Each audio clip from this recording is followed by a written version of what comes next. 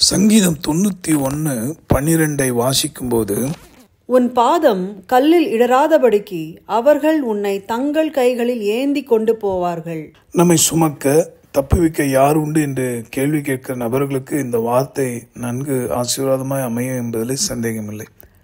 ஆம், நாம் இடறி போகும்படி பலவிதமான தந்திர ஆலோசனைகளை செய்து துர்மாக்கர்களுடைய வலைகள் நமக்கு முன்பாக விரிக்கப்படுகிறது.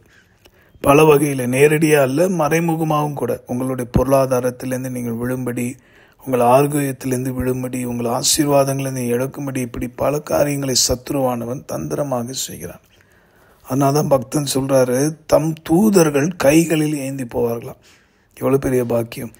நீங்களும் நானும் அவருடைய தூதர்களாலே பாதுகாக்கப்படுகிறோம். ஆம், அவருடைய அன்பை, அவருடைய இரக்கத்தை, அவருடைய நற்செய்தியை சொல்லுகிற ஒவ்வொரு மனிதர்களுமே தூதர்கள் தான்.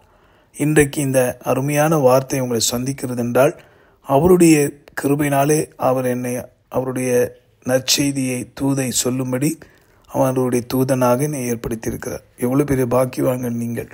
அதை கேட்கிற அன்பர்களே, இன்று உங்கள் வழிகளை அவருக்கு நேராக்கி அவருடைய பிள்ளைகளாய் மாறி அவருடைய வார்த்தைப்படி நடங்க. நிச்சயமாய் இந்த வசனத்தின்படி எந்த சூழ்நிலையிலும் இடராதபடி அவர் காத்து நடத்துவார். உங்களை மாத்திரமல்ல, உங்கள் சந்ததிக்கு இந்த ஆசீர்வாதம். ஜெபிப்போம். அன்புள்ள ஆண்டவரே, இந்த வார்த்தை எங்கள் வாழ்விலை நிறைவேற எங்களை அர்ப்பணிக்கிறோம். அப்பா, உதவி செய்யும் ஆண்டவரே. நாங்கள் இடறி போகும்படி சத்துரு எவ்வளோ ஆவலாய் காத்திருக்கிறான். ஆனால் எங்களை கீழே விடாதபடி உங்களுடைய கரத்தினால் தாங்குகிறீர். தொடர்ந்து வழி நடத்துவோம். அப்பா, என்னோடு சேர்ந்து ஜெபிக்கிற யாவருக்கும் இந்த ஆசீர்வாதத்தை தாரும். இயேசு மூலமாக ஜெபிக்கிறோம் எங்கள் நல்ல பிதாவே. ஆமேன். உங்களுக்காக திறப்பில் நின்று ஜெபிக்கிற உங்கள் சகோதரன் Mani Iyer. God bless you.